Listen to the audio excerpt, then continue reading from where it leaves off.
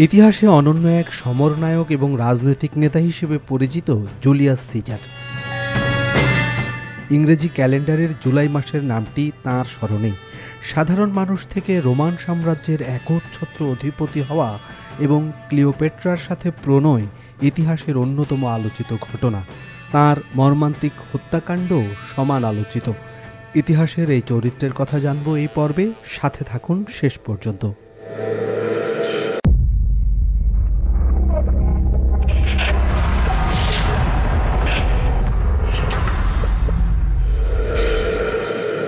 বলা হতো Julius caesar ছিলেন রোমান পুরাণে উল্লেখিত প্রেমের দেবী ভেনাস ও ইউলাসের পুত্র, ট্রজান রাজকুমার ইনিয়াসের বংশধর।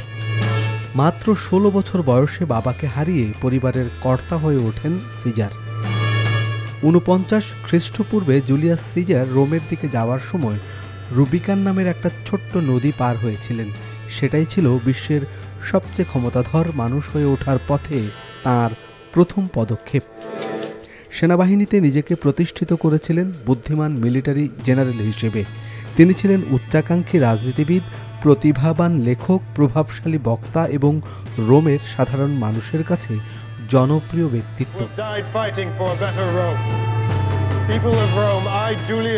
সিজারের বয়স যখন 40-এর কোঠায়, তিনি তখন বিশেষ দূত হিসেবে নির্বাচিত হন। তারপর খ্রিস্টপূর্ব 60-এ জোট গঠন করেন মার্কাস ক্র্যাসাস ও পম্পির সঙ্গে। গলে অর্থাৎ এখনকার ফ্রান্স, লুক্সেমবার্গ, বেলজিয়াম, সুইজারল্যান্ডের অধিকাংশ এলাকা, ইতালির উত্তরাঞ্চলের কিছু অংশ, নেদারল্যান্ড এবং জার্মানি, এই মিলে গল। এই গলে সামরিক অভিযানে সাফল্যের পর সিজার রোমের সবচেয়ে সফল জেনারেল হিসেবে প্রশংসিত হন। তাতে রোমের সিনেটরদের মনে ভয় দানা বাঁধে। তারা ভাবেন সিজার যে কোনো সময় ক্ষমতা দখল করতে পারেন। এজন্য গল থেকে ফিরে আসার আগেই সিনেটররা সিজারের সেনাদল ভেঙে দেওয়ার নির্দেশ দেন।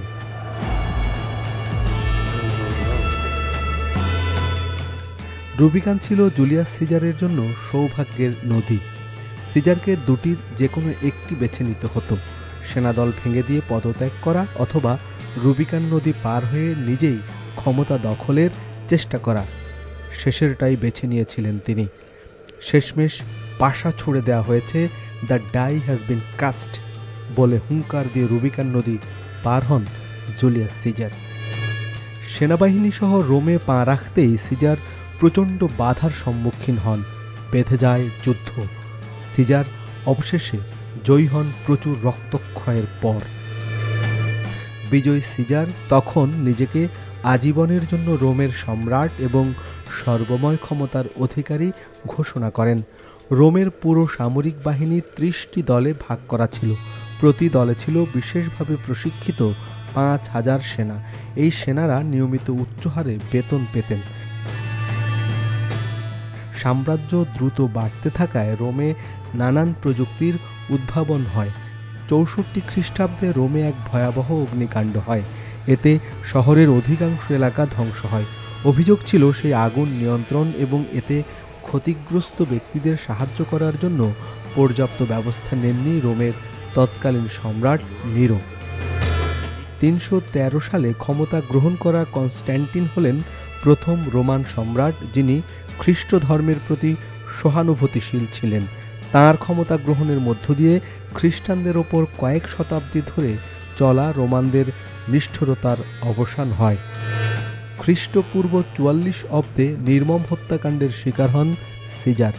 অন্তত 60 জন রোমান সিনেটর তাকে হত্যার ষড়যন্ত্রে লিপ্ত হয়েছিলেন।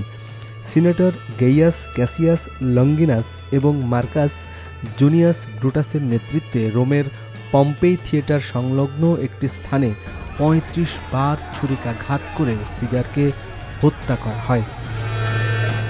হত্যাকাণ্ডের আগে ষড়যন্ত্রকারীরা একে অন্যের বাড়িতে মিলিত হতেন। আলোচনা হতো কোথায়, কখন, কিভাবে হত্যাকাণ্ডটি ঘটানো যায়।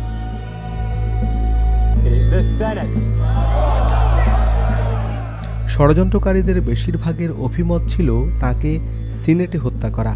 সিজারকে যেদিন খুন করা হয় সেদিন তার চিকিৎসক ছাড়াও স্ত্রী ক্যালপুর্নিয়া নানা কারণে সিনেটে যেতে মানা করেছিলেন তাকে।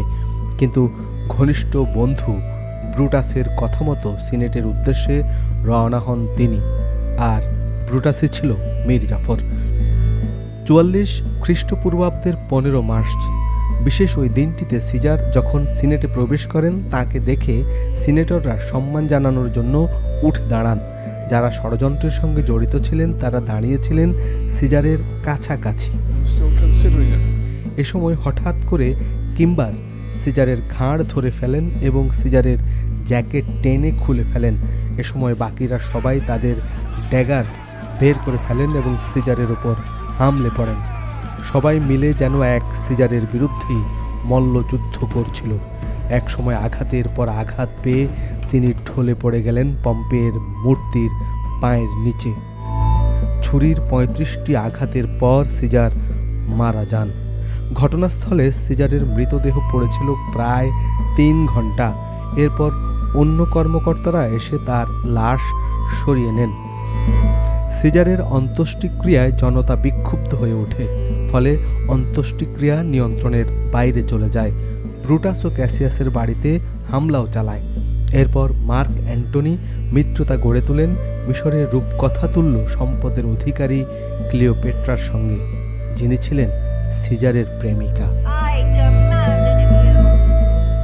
দর্শক, এরকম মজার এবং গুরুত্বপূর্ণ তথ্য জানতে আমাদের channel the truth Bangla subscribe করুন। আমাদেরকে মতামত দিন, আপনি কি জানতে চান সে বিষয়টিও কমেন্ট বক্সে মন্তব্য করুন, কারণ আপনার মন্তব্য থেকেই আমরা পরবর্তী ভিডিওটি বানানোর আগ্রহ পাব। দর্শক, আমাদের সাথেই থাকুন এবং আমাদেরকে সহযোগিতা করুন, নিশ্চয়ই আপনাকে আমরা পাশেই পাবো।